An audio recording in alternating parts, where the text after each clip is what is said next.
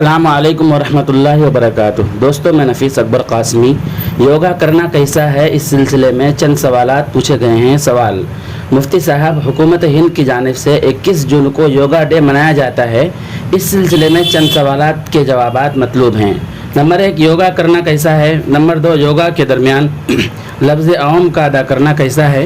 3، سرکاری اسکولوں میں ڈپارٹمنٹ کی طرف سے اس خاص دن کے منائے جانے کے احکامات ہیں جس کی تصویر افسران کو بھیجنا ہے، اس عمل کا کرنا کیسا ہے؟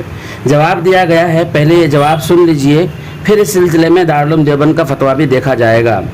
بسم اللہ الرحمن الرحیم۔ شرکیہ قول و عمل کے ترک کے باوجود بھی یوگا کرنا جائز نہیں ہے، اس لیے کہ یوگا صرف ورزش ہی نہیں ہے بلکہ ہندوؤں کے یہاں عبادت کا درجہ بھی رکھتا ہے اور ان کے شعار میں سے ہے۔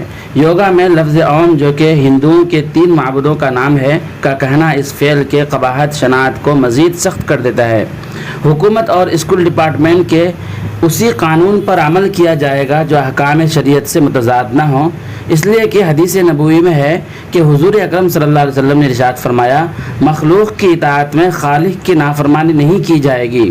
دارالعلوم دیوبند کا فتویٰ ہے، آپ اسکرین پر دیکھ سکتے ہیں کہ یوگا میں ہندوانہ مذہبی طرز کے اعمال اور شرکیہ اقوال کہے جاتے ہیں، کسی مسلمان کے لیے اس کا کرنا جائز نہیں، لہٰذا اسکول ڈپارٹمنٹ کی طرف سے اس کے احکامات کے باوجود اس پر عمل کی اجازت نہیں ہے، ورنہ یوگا کرنے والا من تشبہ بقوم فہو منہم کا مصداق ہو جائے گا، کیونکہ غیر قوم کے ساتھ مشابہت اختیار کرنے والے کا حشر اللہ اسی کے ساتھ کرے گا۔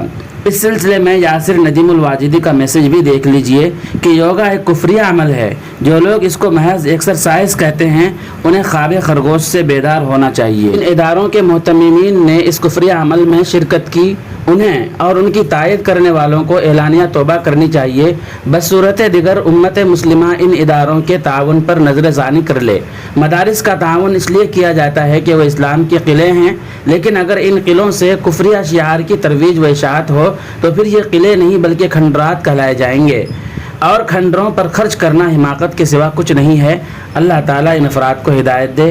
پھر ملتے ہیں کسی نئی ویڈیو کے ساتھ۔ ویڈیو کے بارے میں آپ کی کیا رائے ہے کمنٹ کر کے ضرور بتلائیں۔ السلام علیکم ورحمۃ اللہ وبرکاتہ۔